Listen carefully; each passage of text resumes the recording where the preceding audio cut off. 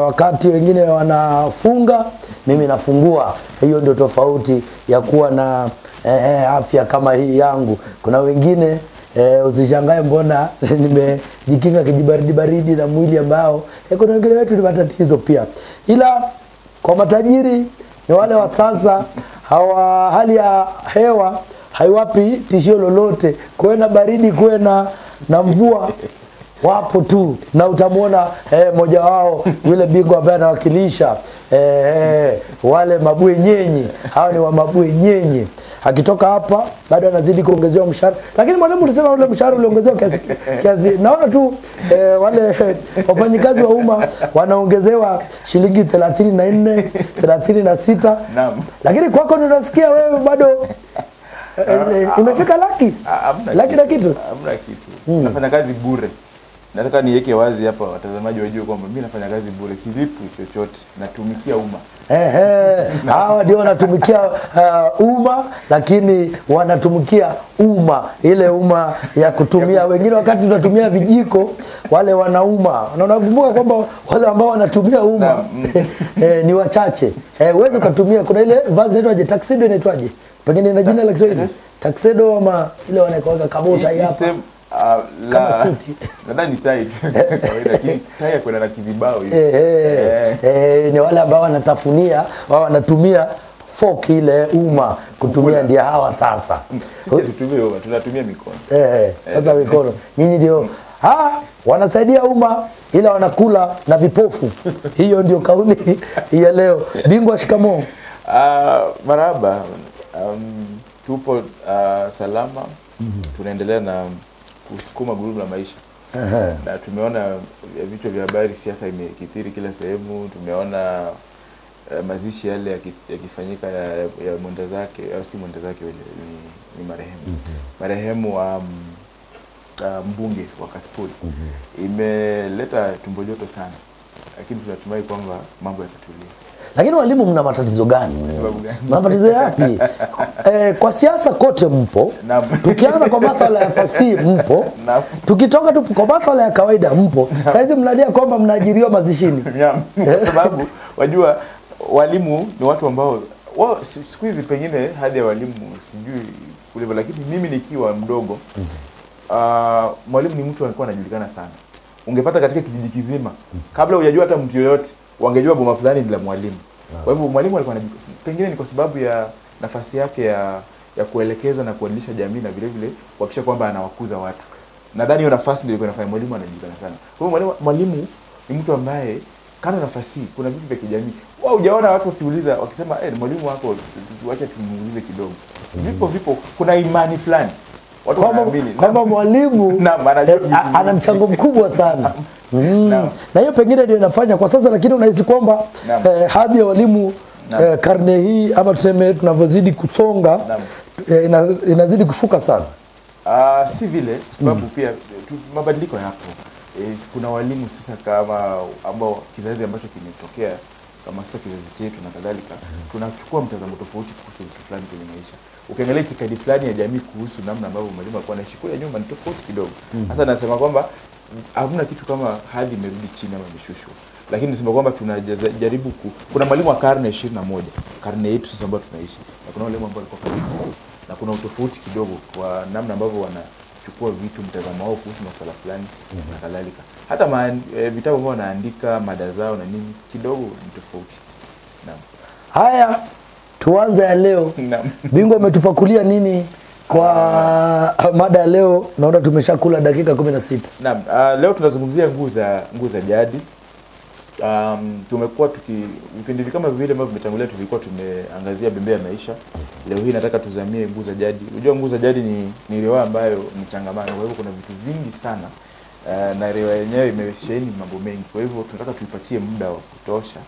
Tukiwa tukipata nafasi, lakini tutakufaa katika kila sehemu. Tukipata nafasi ya kuzungumzia tamthilia bembea maisha tunafanya vivyo. Tukipata nafasi ya kuzungumzia fasihi simulizi, kuna mara fulani tumefanya fasihi simulizi katika awamu ya kwanza, kwa sababu tunaamini kwamba, na nilipata ujumbe fulani kwamba kuna watu ambao wanataka sana masuala ya ushairi. Naam. Nadhani tutajaribu kutafuta muda vile tuone kama tutawafaa katika sehemu za ushairi. Hasa swala ambalo limekuwa likisumbua, kumbe linasumbua kila sehemu. Nimeona swala la usambamba likizungumziwa. Tutatafuta muda tutenge kipindi, lakini si tukitenga tutafanya si. Unajua ile neno kutenga linaleta shida. Ukisema unaona, ndio maana nilisema walimu na siasa kila tamko la mwalimu ukisema tu tutatenga, watu ni hivyo. Hata nyumbani kwako sasa hivi nenda ukajaribu kuambia watoto wako utatenga, wataona hapa hakuna matumaini. Anatenga tena, nitatenga muda. Wanakuona kama mshukiwa. Ni kitezi, naam, ni kitezi ambacho ni kizuri tu na kina maana fulani. Lakini ukikitumia watu waoni maana ya kitezi kile. Kwa sababu kutenga inamaanisha kwamba utatafuta muda. Kwa mfano utatafuta kitu fulani, utatenga. Lakini ukisema utatenga watasema huyu sasa ashaturusha. Yaani neno kamili linakataliwa tu. Naam, linakataliwa na maana yake. Shida yote. Naam, naitwa Mwalimu Brian Whitkins, mwalimu wa shule ya upili ya wavulana ya St. Peters ambayo inapatikana mjini Mumias. Ananieleza kikosi chake cha Kiswahili tayari kimeenda kushiriki kongamano la Kiswahili. Mwalimu, umekuja tu hata mahali ulipoketi nyayo zako hazijaanza bado kuonekana, ushaanza tayari kutoa makucha ya kuelekea huku na huku kwa noa vijana makali. Hapo ndio inaanzia. Ni kawaida, ukiwa mchapakazi, Kiswahili ni kitu ambacho tunakivunia. Sisi tunafanya Kiswahili. Mimi ukiniuliza leo hii kama singekuwa mwalimu singekuwa nini, lakini kitu ambacho najua ni kwamba hata leo hii ukiniimba mshahara kama mwalimu, mimi nitafunza Kiswahili. Hao ndio wale ambao wanakula na vipofu kama tulivyosema. Umemsikiza mwenyewe akisema hata bila mshahara wa TSC anakula bado. Nguza Jadi, asante sana Kevin Kibet, tutakuwa tunatuwekea swali letu na tutakuwa tunaanza. Swali la kwanza kutoka kwa Clara, sehemu ni ya ba riwaya Nguza Jadi. Jibu swali la pili au la tatu au tatu. Sisi tutashughulikia lote kote kuwili kwa sababu ni si mtihani, lakini wewe usijaribu. Ni sisi tunaruhusiwa tu kuchambua kila kitu. Lakini wewe usijaribu. Lakini tulikuwa tunaambiwa ya kwamba ukitaka kuwa on the safer side, fanya kila kitu kama una muda. Alafu mtahini mwalimu wako alikudanganya sana Isa, anafaa shikwe. Kama mwalimu wako alikwambia hivyo, anafaa kamata. Na afungiwe kabisa kwa jela, asiwaitoka tena. Jamani, balaa hiyo. Haya, tuanze katika na swali la kwanza. Swali la pili. Alipanda upepo sasa, alikuwa anavuna tufani. Na tufani yenyewe ilikuwa tayari kumbeba na kumwangamiza kwenye mwamba. Alipanda upepo sasa, alikuwa anavuna tufani.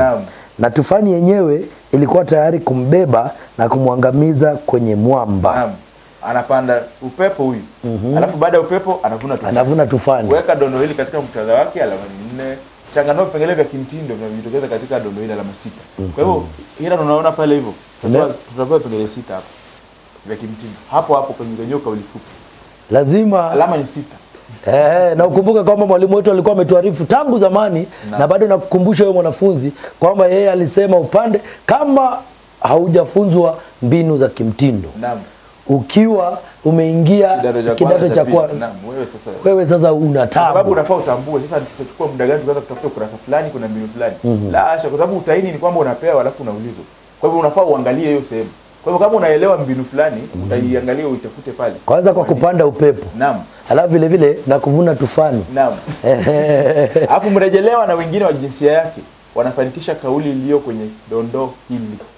Thibitisha hoja 10. Kirejelea riwaya Nguza Jadi. Sasa hujaambiwa ni kauli ipi. Ni wewe mwenyewe ufasili, uchukue hiyo sehemu upitie na ujue kwamba ni kipi kinapitishwa pale. Na ujue kwamba ujumbe upi unapitishwa katika dondo hili. Na kama utafanya hivyo utaanguka. Na kwa mwanafunzi kwanza anafaa kufahamu, kama mwanafunzi hautaelewa maana ya alipanda upepo sasa alikuwa anavuna tufani, kwanza tayari swali la cha jiondoe tu kwanza. Na mayai yako mawili ya kenyeji. Wahusika pia lazima ujue ni nani, kwa sababu ni jinsia. Kwa hivyo ukipata mhusika, ukisema maneno haya anasema na mtu fulani ni uongo, basi sehemu ya cha utafeli, kwa sababu wanataka kwanza jinsia. Yeye ni wahusika wa hiyo jinsia peke yake. Msemaji kama ni mwanamke, basi yeye na wanawake wenzake. Na hapo msemaji ni mwanamume ama kauli inarejelea mwanamume, basi ni huyo mwanamume na jinsia ya kwake. Kwa hivyo swali la kwanza linasema weka dondo hili katika muktadha wake. Alipanda upepo, sasa alikuwa anavuna tufani. Na tufani yenyewe ilikuwa tayari kumbeba na kumwangamiza kwenye mwamba. Haya ni maneno ya mwandishi. Mwandishi anamrejelea mzee Sagilu. Nadhani sasa tutarejea baadaye. Hata tukashughulikie swali la hayo. Tumesema kwamba ni maneno ya mwandishi kwa sababu alipanda upepo na alikuwa anavuna tufani, yameandikwa na mwandishi yale maneno. Na mwandishi alivyoyaandika alikuwa anarejelea mtu fulani. Kwa sababu huyu mtu ambaye anapanda upepo ni nani? Hilo ndio swali. Kwa hivyo haya ni maneno ya mwandishi. Usiposema mwandishi, waweza sema haya ni hizi ni simulizi. Ama haya maneno ya msimulizi kwa sababu msimulizi ni mwandishi bado. Kwa hivyo haya ni maneno ya mwandishi. Mwandishi anazungumza haya maneno, akiandika anarejelea nani? Mwandishi anamrejelea mhusika fulani ambaye anaitwa nani? Mzee Sagilu. Mbona aseme mzee Sagilu alipanda upepo? Sasa alikuwa anavuna tufani. Na tufani yenyewe ilikuwa tayari kumangamiza kwenye mwamba. Sasa kuna sehemu fulani mzee Sagilu alipoteza mtoto. Mtoto wake yule Mashauri. Mzee Sagilu aliamua kwamba atamchumbia Cheia ambaye alikuwa ni mtoto wake nani? Mchumba wake nani? Mashauri. Baada ya pale Ngoswe akawa anamwambia Mashauri kwamba babako mzazi ni kama ana kitu na mchumba wako. Swala ambalo Mashauri hakuchukulia kiurahisi mara ya kwanza. Akaona kwamba ni kama anamshobokea tu huyu jamaa. Lakini mwisho wa siku unajua wanasema kwamba ukiwa umeambiwa kitu fulani kuna vitu ambavyo huwezi ukaamini. Wewe uambiwe leo hii kwamba babako mzazi anachumbia mchumba wako. Huwezi uona kama ni ukweli. Kwa hivyo nadhani Mashauri pia alikuwa sawa kusema kwamba haifai. Lakini baada ya pale aliamua kwamba atachunguza lile swali kiundani na akapata kwamba kulikuwa na mahusiano baina ya Mashauri mpenzi wake na babake. Na baada ya pale kumbuka kuna muda fulani Ngoswe aliamua kujiunga na nani? Na Lonare. Katika kampeni zake akaasi Mtemi Lesulia. Ngoswe alikuwa mtoto wake Mtemi Lesulia na Mashauri alikuwa mtoto wake Mzee Sagilu. Mzee Sagilu na Mtemi Lesulia walikuwa marafiki wa karibu. Ndio wale watu ambao walikuwa wanaendeleza ukiritimba na serikali ya ubahimu pale katika nchi ya Matuo. Ina taswira ya sasa ya wale kwamba mabwenyenye wanazidi kutupa wanao. Sasa wanawekwa katika sehemu tofauti ndipo sasa waanze kujiandaa kwamba wakiondoka wale vigogo wanachukua zile nafasi. Taswira ya siasa ya jana. Tuendelee mwalimu. Sasa baada ya pale kitu ambacho kilifanyika ni kwamba Mzee Sagilu alimpoteza mtoto. Kwa sababu Mashauri alijiunga vile vile na Ngoswe. Kwa hiyo Mashauri na Ngoswe wakawa wameenda kwa Lonare. Wakaona Lonare ni kama baba yao. Ndio mwandishi akasema kwamba alikuwa amepanda upepo. Sasa alivuna nini? Tufani. Kwa hivyo utasema kwamba haya ni maneno ya mwandishi. Mwandishi anamrejelea nani? Mzee Sagilu. Hii ni baada ya Mashauri mwanawe Mzee Sagilu kumkwepa babake baada ya babake kushiriki mapenzi na mpenzi wake nani? Cheia. Kisha baada ya pale nini kilifanyika?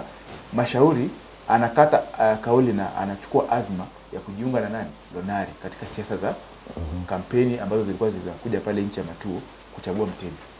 Kwa hivyo ukizungumzia lile swala utakuwa umeweka dondo hili katika mtandao wake. Hatari. Na mwanafunzi tunazidi kukuarifu kwamba kama haujasoma hicho kitabu swali kama hili na hapa ndio wanafunzi wengi natumai huwa wanakosea. Wamezoea dondo nyingi zinatolewa kwa kauli ya moja kwa moja. Sasa hapo kwa hivyo anajua tu na ndio maana wanaambia wanafunzi wakati kuna wanafunzi wengi ukiangalia mara nyingi agalabu kwenye mitihani. Unaona wanafunzi anasema msemaji.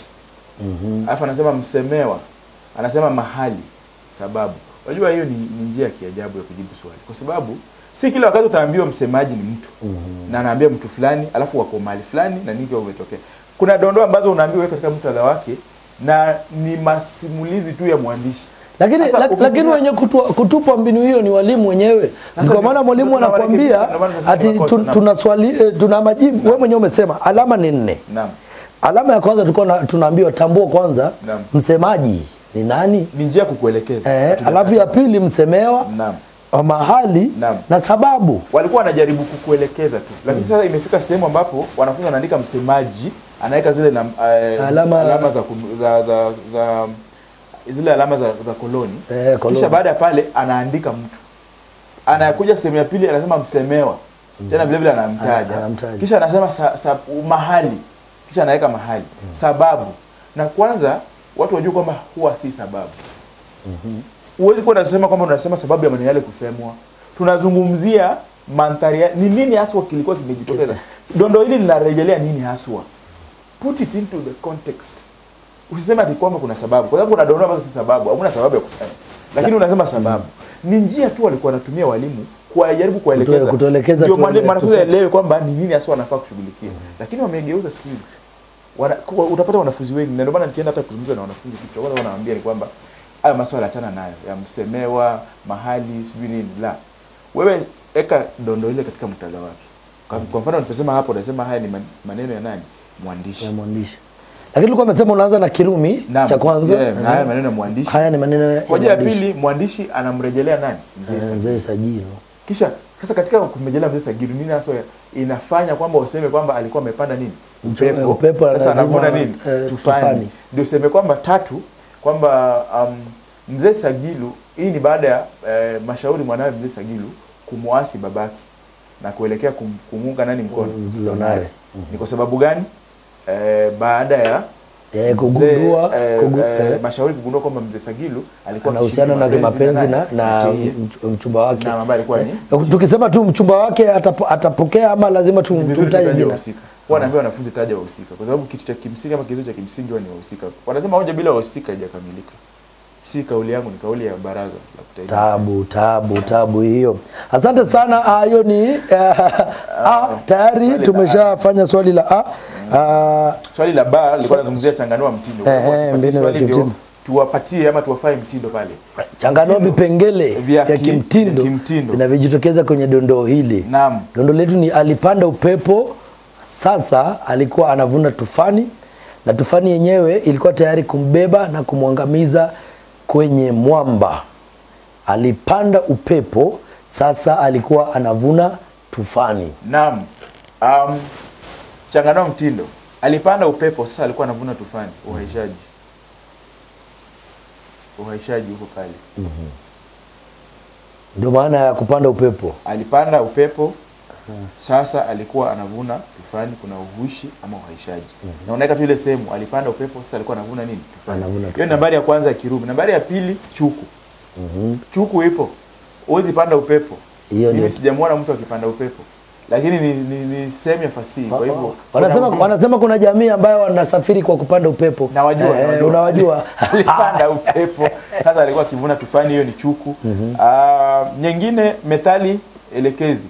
Kuna methali elekezi. Turejelee tu bado turejeshe swali kwa maana ndio alipanda upepo, sasa alikuwa akivuna tufani, bado pia ni nini? Methali. Ni methali elekezi, lakini unaweza ukasema tu ni methali. Lakini kimsingi mwanafunzi ambaye anajielewa ni methali elekezi. Kuna aina za methali. Kwa hivyo ni methali elekezi. Kuna kinaya, alipanda upepo. Unajua upepo inamaanisha kwamba hakuna kitu. Hakuna kitu, yani kinaya sasa ukipanda upepo unavuna tufani. Waona sasa. Kuna methali tumesema, kuna uhuishi, kuna chuku na vile na yote tumepatikana kwa alipanda upepo, sasa alikuwa anavuna tufani. Kuna nahau, kupanda upepo. Unachukua kuanzia kupanda. Ukisema tu kupanda upepo ni nahau. Kuna jazanda. Upepo na tufani ni vitu ambavyo vinarejea. Samahani mwalimu, zamani kwa kuchachawiza, ni kupanda upepo, si alipanda upepo. Kupanda upepo. Natumai sana mwanafunzi pale atakuwa amepata vizuri sana. Alafu tumesema kuna jazanda. Jazanda tunarejelea sehemu fulani ambayo imefichwa. Ina maana fiche. Ni kitu ambacho kimetumika kama ishara fulani. Kwa hivyo upepo na tufani ni vitu viwili pale na kuna maana pale. Alipanda upepo, pengine tunazungumzia ile mabali yote aliyotenda. Na kisha kuna alivuna tufani. Tufani ni nini? Wanasema kwamba ukizingua unazinguliwa. Kwa hivyo alipata majibu ambayo yaliendana na nini? Matendo yake. Kuna takriri. Neno tufani limerudiwa. Kuna tufani. Alikuwa alipanda upepo, sasa alikuwa anavuna tufani. Na tufani. Kwa hivyo tufani imerudiwa pale. Kwa hivyo kuna takriri. Kuna ukweli kinzani. Ile meta paradox katika Kiingereza. Alipanda upepo, sasa alikuwa anavuna tufani. Ni ukweli kinzani, paradox. Kwamba ukweli upo pale, kuna kupanda na pia kuna kuvuna. Naam, kuna kukinzana. Kisha kuna vile vile mahali ambapo kuna ukweli kinzani, pia kuna mbinu inaitwa tanakuzi. Tanakuzi ni two opposing words. Kupanda, kuvuna. Alipanda, anavuna. Two opposing words. Maneno ambayo yana vinyume. Tanakuzi. Alafu kuna mbinu inaitwa litifati. Litifati ni mbinu ambayo tunaiga baadhi ya sauti ya kazi za fasihi za watu. Kwa hivyo pale bado tu litifati ipo pale kwa alipanda upepo akavuna tufani. Sio Profesa Clara Momanyi si aliandika hayo maneno. Hayo maneno pia yeye ameiga kazi za fasihi za watu. Kwa hivyo ni litifati. Kwa hivyo nimepotea takriban ni neno la ukisema hivyo mwalimu pengine ya kutuelekeza tu. Ukipata kuna uwezekano mkubwa alipanda upepo sasa alikuwa anavuna tufani.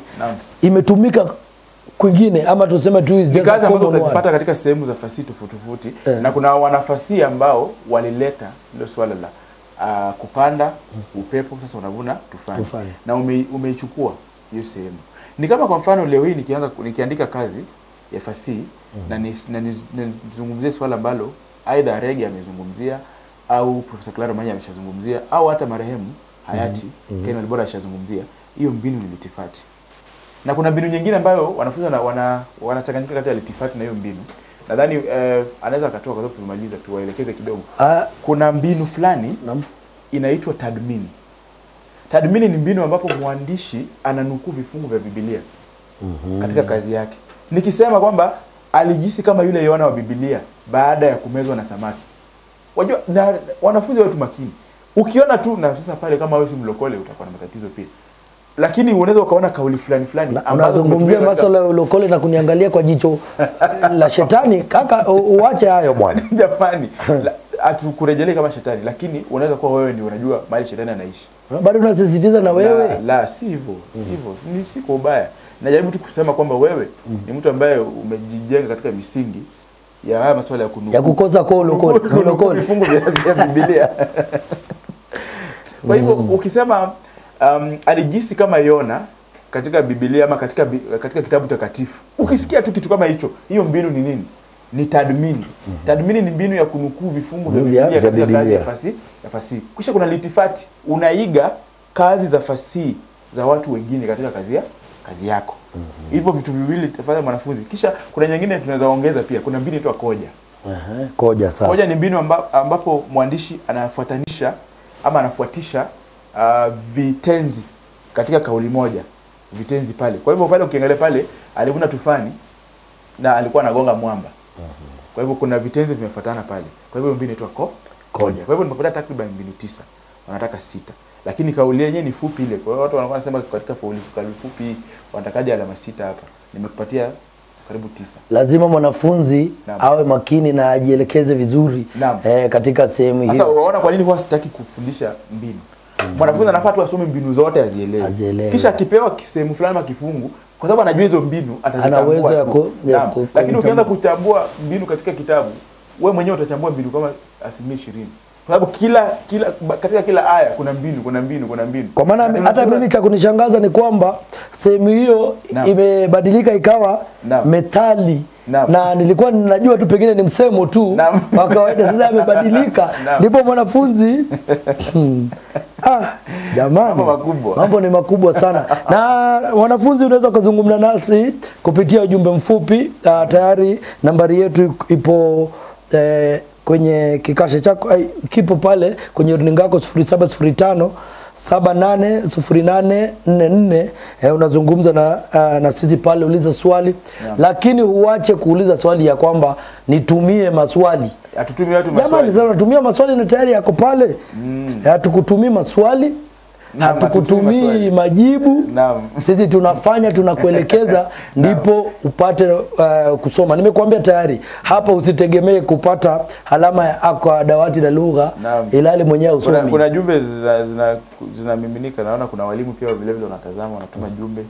Kama Bi Naomi Wasichi ametuma ujumbe, anasema natazama kipindi akiwa nyumbani. Yule ni Bi ambaye ulikuwa umesema pia wiki jana alifuatilia. Hiyo ni mfia lugha sana sasa. Huwa anapenda kufuatilia vipindi. Bi mwalimu, naomba uko unatutumia sisi ujumbe wa huyu bingwa. Sisi hapa ndani tumeanza kuushuku kabisa. Lakini asante sana kufuatilizia kipindi. Bingwa, mbinu kwa kumfuata mwanafunzi. umesema mwanafunzi lazima asome ndiye aanze ajue kufafanua masuala ya mbinu za kimtindo. Ni unaweza ukasoma vipi? Mwanafunzi anaweza kusoma vipi mbinu za kimtindo tu? Kitu cha kwanza ni kwamba azitambue zile mbinu za kimtindo, ajue, identify them. Zitambue zile mbinu za kimtindo, uzijue ni mbinu ngapi unazijua. Kwa sababu kama mimi kwa mfano nazijua kwa sababu nilizitambua na nikasoma. Na ukishasoma hizo mbinu ukajua mbinu fulani ni kitu fulani. Baada ya kuelewa hiyo mbinu, ukipewa tu kazi ya fasihi yoyote kwa sababu unajua hiyo mbinu, utaona kitu fulani kinajitokeza kwa sababu hiyo mbinu imetumika. Masuala kama methali, utaona tu methali hata kama hujaisikia hiyo methali. Utaangalia tu ilivyokuzwa utajua hii ni methali. Sababu kuna si kwamba unaweza kuwa umeshika methali yote katika kamusi ya methali inataka methali 2000. Na huwezi ukashika methali zote zile, lakini methali ikitumika katika kazi ya fasihi ni rahisi kujua kwamba kauli hii ni methali. Na nahau vile vile ni rahisi kujua kwamba kuna nahau pale. Istiari, jazanda vile vile, lakini kuna zile kimsingi kama hizo. Istiari, jazanda, nahau, kuna tashbihi, kuna hizo methali, kuna chuku, kuna taswira. Kuna hizo mbinu tumezungumzia kama koja, tumezungumzia litifati, tumezungumzia kuna mbinu rejeshi kama kisengere nyuma. Alikuwa hata pale nimesahau sikuiweka. Kuongezea kwa sababu yule mwandishi anazungumzia masuala ambayo yalitokea. Alipanda upepo, sasa alikuwa anavuna. Kwa hivyo ni kitu ambacho kilishafanyika. Kwa hivyo wanarejelea ni mbinu rejeshi au kisengere nyuma. Kwa hivyo mbinu ni rahisi kabisa. Tayari mwanafunzi umeongezewa ya 10. Lakini alama ilikuwa ni 6 peke yake na mwalimu alikuwa anasema alama moja hoja moja. Ukipata pale umekuwekea alama 10, usidhani ati ni 5, ati alama moja ati unasema unatambua na kufanyia maelezo. Kwa sababu yale maelekezo ndio majibu. Ukitambua bila maelekezo ni 0. Lazima ueleze hoja zako. Kwa hivyo hamna kitu utaambiwa kwamba alitambua tu mpe alama moja. La. Alama moja ni ya kutambua na kutoa nini? Idhibati. Usipopeana idhibati, mayai mawili ya kienyeji. Haya, tuendelee swali la cha tutakuwa tunawekea pia mrejelewa na wengine wa jinsia yake wanafanikisha kauli iliyoko kwenye dondo hii. Thibitisha kwa hoja 10 ukirejelea riwaya Nguu za Jadi. Mrejelewa na wengine wa jinsia yake wanafanikisha kauli iliyoko kwenye dondo hii. Thibitisha kwa hoja 10 ukirejelea riwaya riwaya Nguu za Jadi. Tayari mayai mawili kama dondo imekukwepa. Naam. Ujui mhusika ni nani na ujui kama Sagilo jinsia yake ni ya kiume. Kwa hivyo tunataka jinsia ya kiume, jinsi wahusika wa kiume wanavyofanikisha. Na pia hiyo kauli umeielewa kweli? Swali jingine ni kwamba hiyo kauli umeelewa kupanda upepo na kuvuna tufani ama hujaelewa? Na kama hujaelewa pia mayai mawili ya kienyeji. Kitu kingine ukishaelewa swali hilo vile vile ni swali ambalo lina sehemu mbili. Lina pande mbili. Jibu lako kamilika lina upande wa kwanza na upande wa pili. Bila kuzungumzia pande zote mbili, hilo jibu litakuwa limekamilika. Kuna kupanda upepo na kuna kuvuna tufani. Kwa hivyo tuambie jinsi ambavyo alipanda upepo huyo mhusika na kavuna tufani. La sivyo mayai mawili ya kienyeji. Halafu mtazamaji utakuwa unajiuliza mbona pengine shule ya vulana ya St. Peter's Mumias wanatoa mawakili. Inaanzia hapa kwa kwanza kuwa na fikra pevu. Lazima ufikirie na ufikirie sana tena kwa undani. Kwa hivyo kupanda upepo ni yale mabaya ambayo watu walifanya ama wahusika walifanya. Na kwa mabaya yote ni mabaya ambayo yanawarejelea, yanawazunguka tena yanawarejelea. Mfano ni Mzee Sagilu anawadharau na kudhalilisha wapiga kura katika eneo la Matango. Hatimaye wapiga kura wanamwacha na kumwasi, anaanguka kura. Kuna jamaa hapa kwanza ananiuliza ati tufani kwanza ndio nini? Na huyu ni mwanafunzi. Huyu aenda asome baadaye kusumbua watu kwanza. Kwa sababu ikiwa wewe mimi wanashangaa wanafunzi. Kuna muda fulani karibu mimi darasani ni wana kwa mkali sana vitu vingine. Unauliza mwanafunzi kitu fulani, mwanafunzi halijui jibu. Na bado anakuangalia na kwenye dawati lake, ndani ya dawati ameweka kamusi. Kumbuka hao wanafunzi ndio wakuje shule. Kitu cha kwanza wanaambiwa ni kwamba tafuta vile vitu ambavyo unafaa kuja navyo. Bila kamusi hautaingizwa shuleni. Wanataka kamusi ya Kiingereza, kamusi ya Kiswahili hadi na Biblia. Naam, wanataka na Biblia. Sasa umeuliza swali na anajua vizuri kwamba kila neno ambalo ni la Kiswahili lipo kwenye kamusi. Hatumia akili anakuangalia. Anasema akwambia sijui ndio huyu mwingine pale. Badala ya asome. Mimi ni kama wanafunzi ambao wanakuwa sawa kabisa wakati mwingi akipata kitu fulani ambacho hakielewi hata bila mwalimu anakimbia anafanya utafiti haraka. Na ukifanya utafiti unasoma. Unajua ukitafiti mwenyewe unasoma kuliko kuketi na kusikiza tu. Kwa sababu kusikiza unaelekezwa. Ni kama ile ulikuwa unasema unalishwa, lakini wewe mwenyewe utafuti namna ya kula. Wanakupimia. Wakati mwingine ukilishwa unajua waweza kuwa hujashiba wewe lakini mwenye kulisha anadhani kwamba umeshiba. Lakini ungekuwa wewe ni mwenyewe unajisukumia mwenyewe, ungejua kama kiwango kimetosha au la. Kwa hivyo tujifunze vile vile pia kujilisha. Si kwamba tulishwe kila wakati. Na ndio nimesema kwamba hoja ya kwanza tumezungumzia sehemu mbili, pande mbili katika hoja moja kwamba Mzee Sagilu anawadharau wapiga kura katika eneo la Matango. Mwishowe wapiga kura wale wanamuasi na baada ya kumuasi anafeli. Yule hakimu aliamua kesi ya shamba ya ardhi na ardhi ya Matango. Baada ya kuamua ile kesi na kusema kwamba ardhi hii ilikuwa imenyakuliwa na imechukuliwa kwa njia ambayo stahili, serikali ilimfuta. Akawa anavuna. Kwa hivyo alipanda upepo akavuna tufani. Yule mwanasiasa Mafamba. Mafamba anaamua kuwasilisha kesi ya ardhi na kusimamia upande wa kina Nanzia na nani? Na Mbwashu. Katika kesi ile ya ardhi. Japo alikuwa anajua kwamba kesi ile haina mshiko. Mwisho wa siku sheria inachukua mkondo wake na anafanya nini? Anapoteza ile kesi. Anakwenda kwamba alipanda upepo, alivuna nini? Tufani yake inamngoja pale. Mzee Sagilu kumwendea kinyume. Hata jibu la kwanza lipo. Ni kwanza tu hilo tu ndio kwa dondo vile. Kwa sababu Mzee Sagilu anamwendea kinyume mwanawe ambaye ni mashauri kwa kushiriki mapenzi na nani? Na Cheia mpenzi wake. Tufani natoka wapi? Mashauri anamuasi na anaenda kwa nani? Kwa Lonare. Kwa hivyo anapoteza familia. Anapanda upepo. Anavuna tufani yake iko pale. Naam. Hata Lonare pia ni mzuri lakini pia yeye vile vile anapanda tufani. Aliamua kumpinga Mtemi Lesulia na kuamua kutafuta kiti cha Mtemi. Hatimaye anatekwa nyara. Yeye tufani kabla ya uchaguzi. Anapanda upepo, anacheza na moto, anavuna nini? Anavuna tufani. Nakumbuka jinsia wamekufunga. Usiende kwenye mangwasha na watu fulani. Mrima anaamua kushirikiana na nani? Na Mzee Sagilu. Na mwisho wa siku anahamia wapi? Majaani kule ama katika eneo la Pondamali. Akiwa Pondamali anaasi familia yake. Nini kinafanyika mwisho wa siku baada ya kuasi familia yake? Familia yake inatishika kusambaratika na mwisho wa siku watoto wake wanateseka.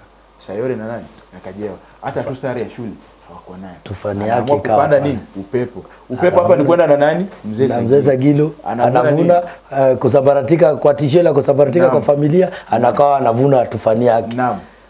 Mzee Sagilu anajipata katika nafasi mbovu sana.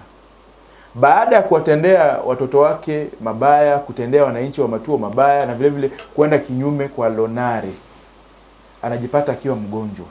Na katika ugonjwa wake anaenda hospitalini, anayemshughulikia ni Lombo. Mwanawe nani? Lonare, ambaye ni daktari. Ingekuwa mwanawe Lonare anataka kulipiza kisasi, angemuua. Sababu huyu ndio daktari. Hali yake ipo mahututi, lakini huyu hakulipiza kisasi. Lakini sasa tunasema kwamba familia yake baada ya kusambaratika, hata mkewe akawa amesambaratika naye kabisa kwa sababu ya tabia zake zile. Anapanda upepo na anavuna nini? Tufani. Wiki jana tulizungumzia pia swala pande mbili katika Bembea ya Maisha. Nakumbuka tukiwa tunawaambia alafu mwanafunzi fulani akauliza, "Je, tunasema tena bado kwamba ukishaandika hoja unasema anapanda upepo, anavuna tufani?" La, nazungumzia anapanda upepo, anavuna tufani ndio uelewe kwamba kuna upande wa kwanza na upande wa pili. Lakini hoja zako usituambie tena. Ukishamaliza kusema kwamba Lonare anaanza kumpinga Mtemi Lesulia na kutafuta azma ya kuwa Mtemi. Hatimaye anatekwa nyara na Mtemi Lesulia. Ukishasema hivyo umemaliza, usiseme tena anapanda upepo, anavuna tufani. Nimekuwa nikisema hivyo ndio uelewe. Lakini anapanda upepo na tunajaribu kuleta ile taswira ya tufani, sasa ndio hii. Ndio hii sasa na upepo sasa ni hii. Kwa hivyo ukiona vizuri hilo swali na sehemu mbili. Vile uswaiba wa Mtemi na mzee Sagilu, ndipo napelekea Sagilu hiyo uswaiba wake yeye kuwa naye, tunaweza tukasema kwamba ile kupelekea kwamba Sagilu anapatikana kule ana mtoto kwa Mtemi. Pia tunaweza tukasema kwamba uswaiba wa Mtemi ndipo unapelekea anavuna sasa. Anamwamini mzee Sagilu na anampatia mamlaka na nguvu kiasi kwamba anamtumia kudhalilisha watu katika nchi ya Matuo. Lakini hatimaye kudhalilisha kwake tunagundua mwishowe kwamba mzee Sagilu anashiriki mapenzi na anapata mtoto ambaye ni ngozi. Sasa Mtemi Lesule pia anavuna tufani yake. Nini? Upepo. Anavuna nini? Tufani. Chifu Mshabaha vile vile anawaendea kinyume wananchi wa Matuo kwa kufanya nini? Kwa kushirikiana na Mtemi Lesulia kuwatesa Waketwa. Anapotesa Waketwa, mwisho wa siku baada ya Mtemi Lesulia kupoteza nafasi yake kama Mtemi, kazi ya Chifu Mshabaha inakamilika. Kwa sababu gani? Anajipata katika sehemu mbaya. Tunasema kwamba maamuzi aliyofanya ya kisiasa ya kuanza kukandamiza watu kama chifu na kuenda sehemu ya upande wa serikali na kuacha kuwatetea wananchi na kwanza kujitetea yeye na serikali, na inafanyika. Tumeona hawa chifu wacha tuache pale. Anapanda upepo, wanavuna nini? Tufani. Swali la 3. Wacha tuingie katika swali la 3. Asante sana mwanafunzi, na bado tunazidi kukuarifu kwamba usiposoma hauwezi ukajua. Mtu asikuhadithie tu ukadhani kutakuwa sawa. Tuende katika swali la 3. Najua tutakimbiza sana kwa maana muda umekwenda. Kuna wapendwa, tufahamu ya kwamba kiongozi si mwanasiasa pekee. Kila mmoja wetu ni kiongozi kwa namna yake ya kipekee. Msiamini lugha ya kisiasa, kwa sababu mara nyingi lugha hii hupindua usemi. Huweza kupindua uongo ukawa ukweli na ukweli ukawa uongo. Kamwe uongo hauongoi. Tumeshuhudia haya katika jamii yetu. Kwa hivyo tuweke kauli ya kisiasa kwenye mizani, tuzipime ili kujua uhalisia wa mambo vizuri. Lakini kwanza tujirudi sisi wenyewe. Tuzipeleleze nafsi zetu wenyewe. Tubadilishe mielekeo na fikra zetu zilizotiwa usugu na kudumazwa na hisia za kikabila. Ndugu zangu, ukabila ni sumu ya nyoka. Ukabila huangamiza maendeleo ya nchi hata kama imestawi kiasi gani. Ukabila unabomoa mataifa tajiri yanayosifika ulimwenguni.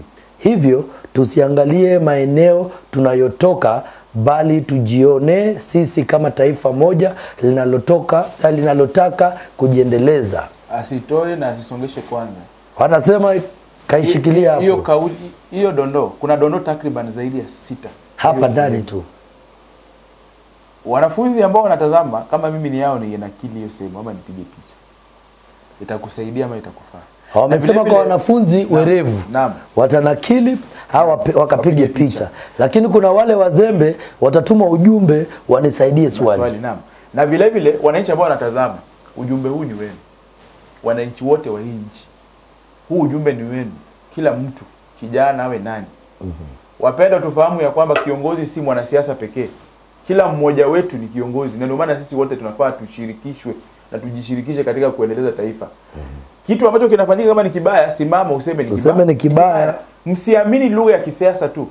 Kwa sababu mara nyingi lugha hii hupindua usemi. Mtu anasema kitu fulani hapa, akienda pale anasema kitu kingine tofauti. Na wewe ashaharibu hapa, mnapigana. Wana kazi ya kugonga wananchi na kuchanganya wananchi. Hiyo ndio lugha ya kisiasa. Huweza kupindua uongo ukawa ukweli na ukweli ukawa uongo. Na tunaona mtu anakuja anakudanganya mwanasiasa, na mnapiga makofi na anadanganya. Anakuja anadanganya, anasema kwamba fulani amedanganya na mnajua tu kwamba ni ukweli. Kwa hivyo anapindua ukweli. Mwanasiasa anakuja na falsafa fulani, anasema kwamba nitafanya kitu fulani, hiki kinafaa kuwa hivi. Anasema ati hicho kitu hakiwezekani. Anapindua ukweli na kuwa uongo. Yeye naye anakupatia nini? Uongo.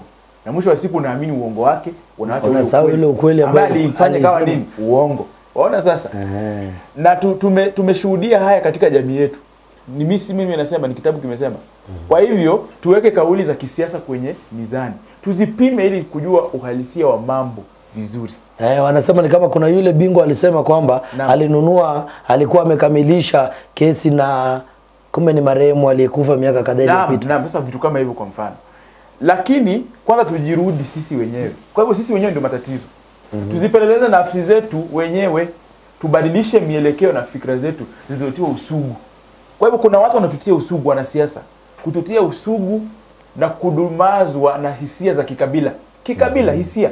Kila wakati watu wakaenda kufikiria kwenye uchaguzi, mtu anafikiria kuhusu kabila lake.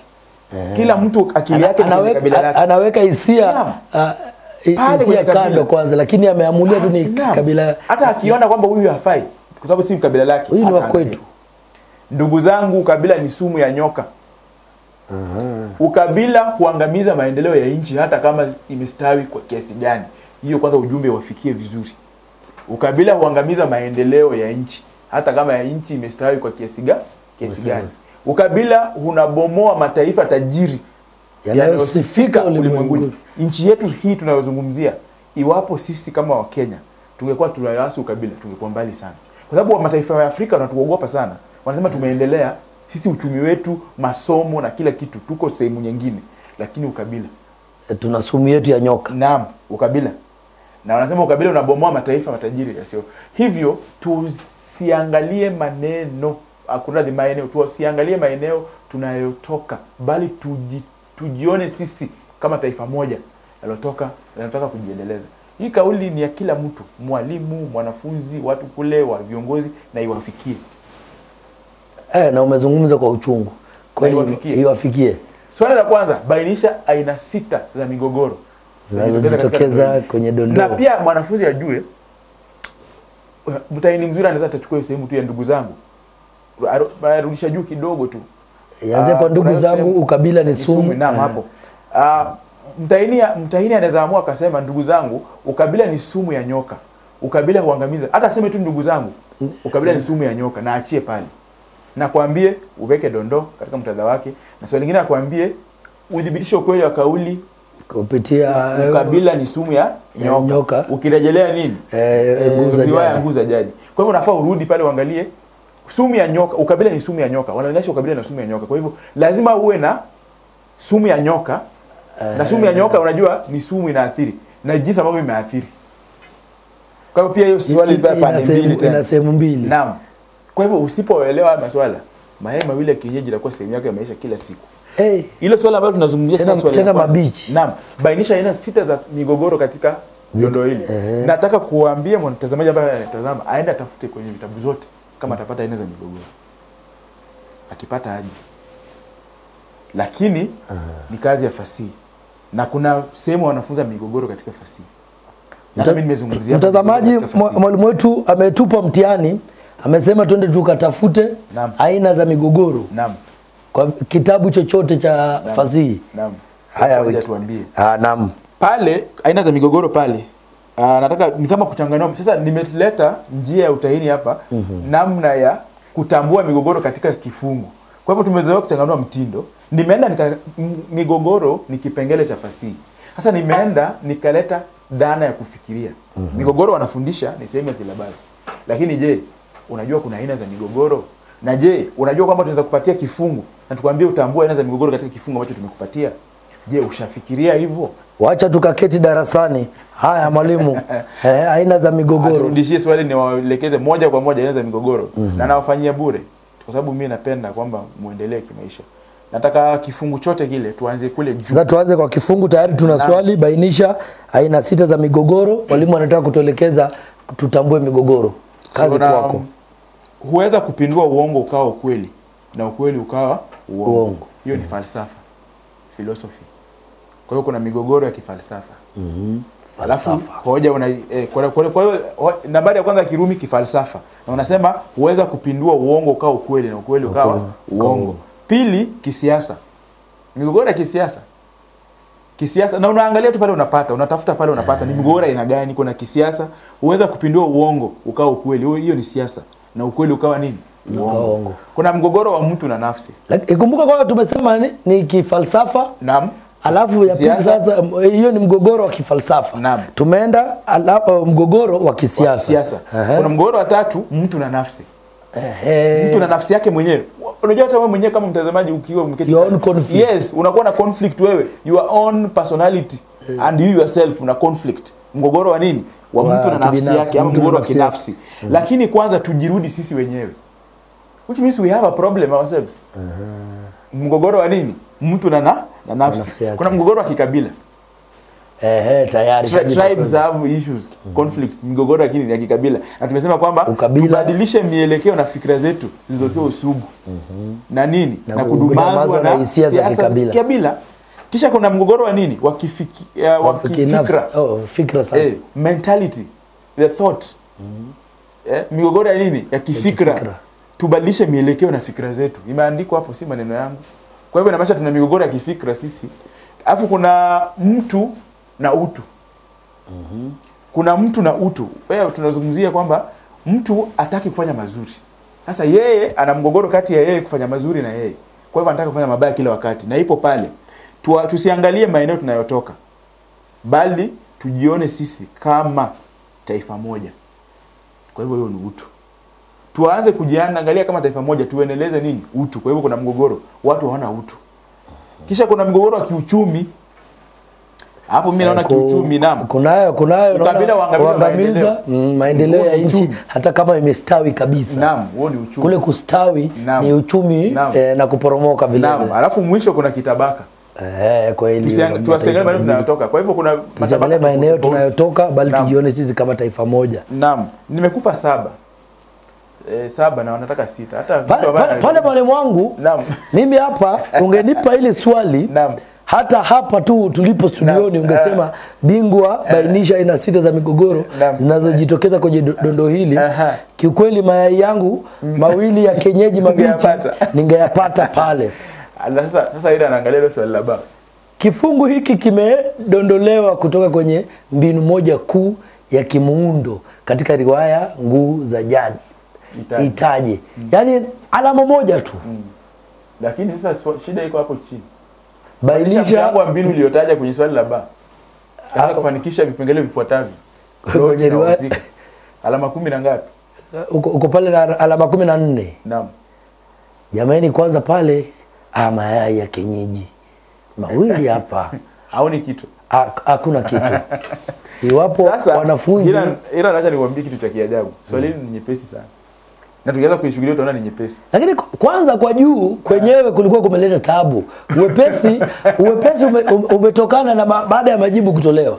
Na kupewa ule mwelekeo. Kwa maana kwa kweli na ukiangazia swali hili mstari baada ya mstari. Ndio majibu yanavyotiririka. Sio tu ati unatoka chini ukielekea juu unatafuta kwa kila unaposhuka. Unapatana na jibu. Kwa maana ni migogoro ambazo zimeorodheshwa moja baada ya nyingine. Lakini hivi tukifanya watu wanaona kama ni mzaa. KCC mwaka jana waliulizwa swali kuhusu umuhimu wa muzika katika kuendeleza ploti. Alafu na pili wahusika. Sasa unaona wamekwepa lile swala la kuuliza maswali moja kwa moja. Kulikuwa na ile swala la ploti wahusika. Kwa hivyo unapewa vipengele tofauti na unapewa na alama ambazo zimewekwa pale.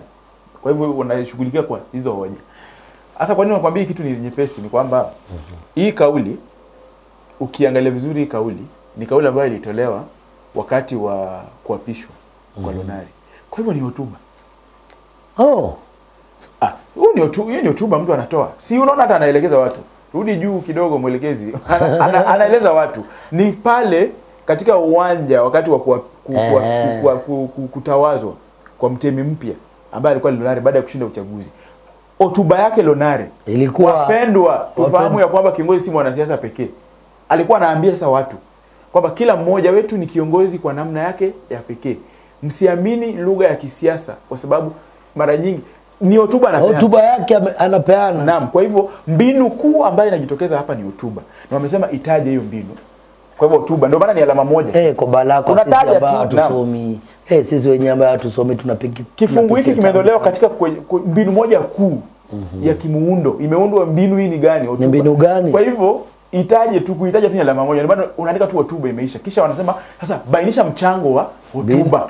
Hotuba kwenye riwaya nzima sasa. Angalia nafasi ya hotuba kwenye riwaya yote sasa katika kujenga ploti sasa na wahusika.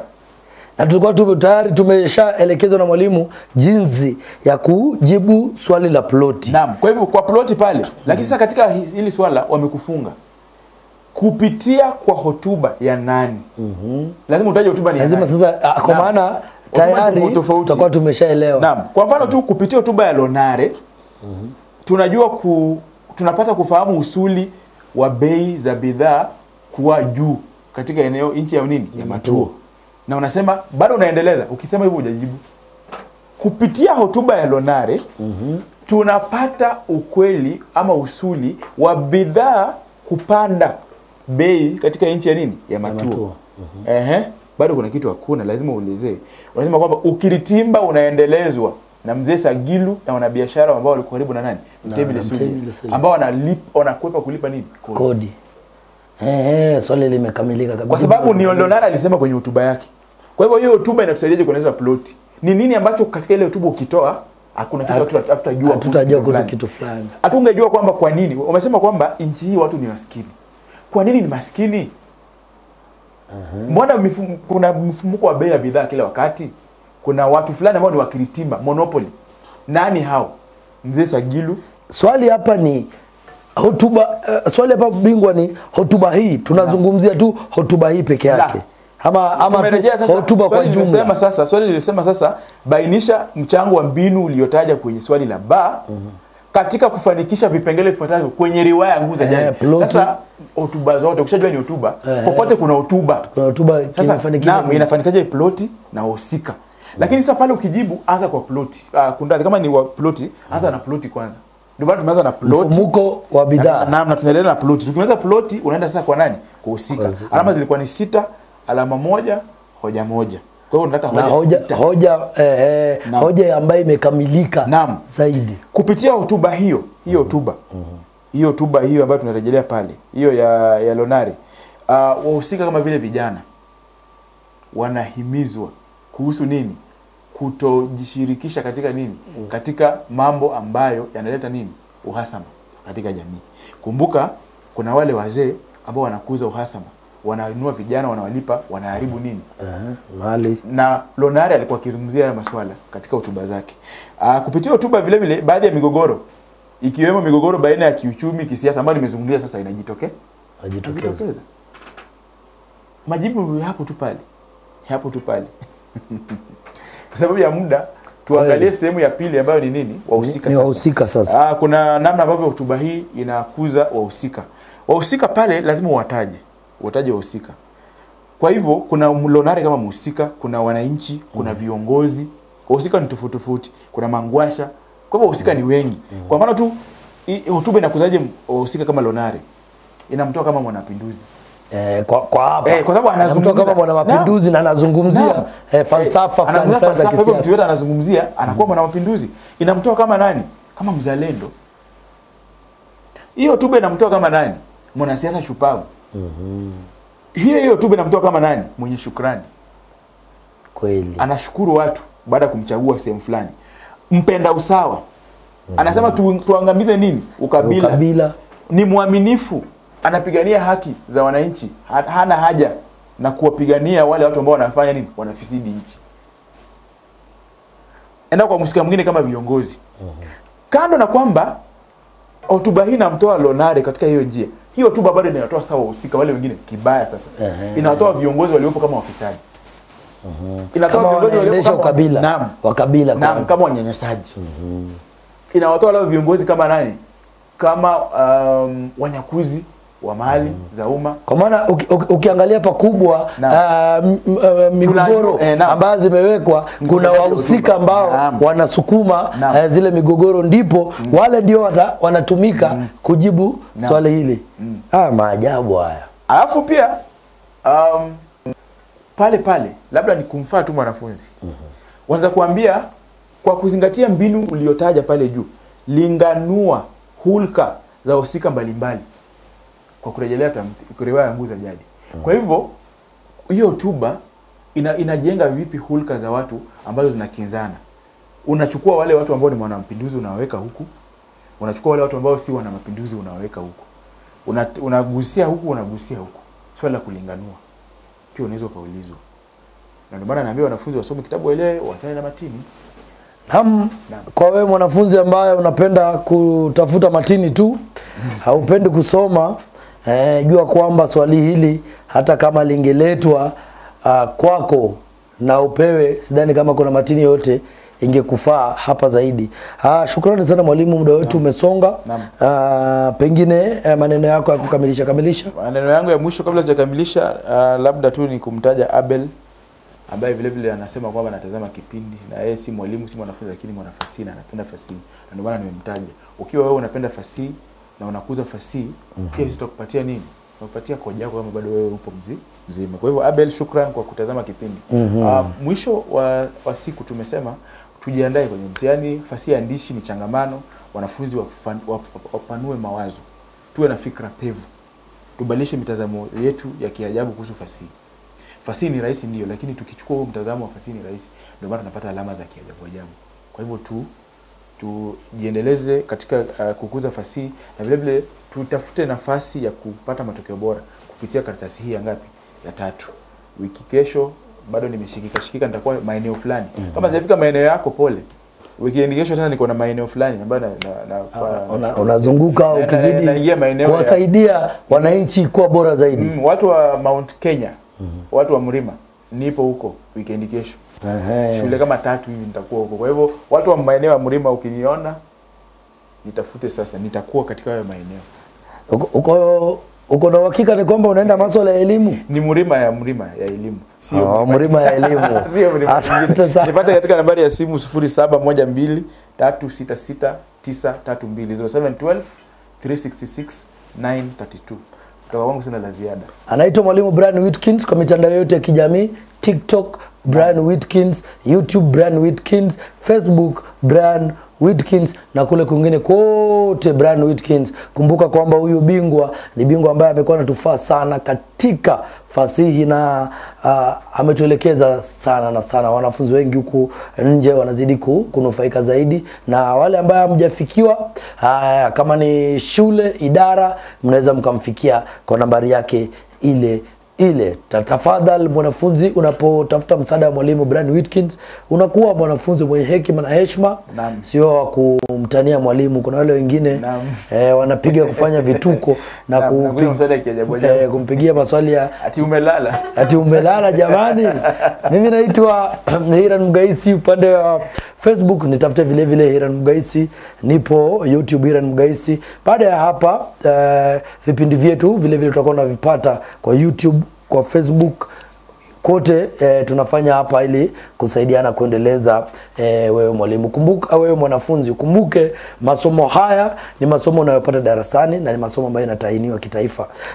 Mwalimu, kutokea ni mwaka kesho au mwaka ule mwingine ndipo tunaanza na masuala ya JSS sasa ya kuingia sekondari. Sasa watakuja, lakini sisi tutakuwa tu sekondari. JSS ni wale wa chini. Sisi ni sekondari, tutabaki sekondari tu. Sisi tutabaki sekondari. Lakini katika Kiingereza wanasema senior secondary. Alafu kuna JSS junior secondary. Lakini kufikia sasa kuna sekondari moja tu. Alafu kuna sekondari msingi. Kuna sekondari msingi, kuna shule msingi, sekondari msingi, alafu sasa kuna sekondari kufikia sasa. Lakini tukiketiketi tunaweza tafuta istilahi ya kurejelea bado. Na naomba unapoenda kufanya maandalizi ya 2-3 utakuwa vile vile unatuelekeza jinsi ya kusoma na kufahamu sana kwa mambo, ingawaje umesema haupendi kufanya mbinu za kimtindo, lakini naomba utatenga muda naona ili uje utusaidie sana jinsi ya kusoma na kutambua mbinu za kimtindo. Tuache tu kusoma kama watu ambao hawana mwelekeo. Tutashughulikia haya. Tukutane wiki kesho majaliwa, Mungu akizidi kutupatia neema ya kuishi.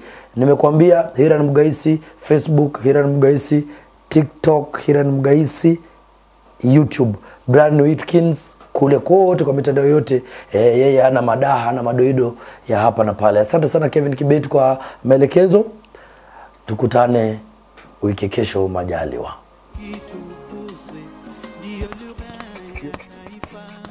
Baba na mama vijana, kitukuzwe.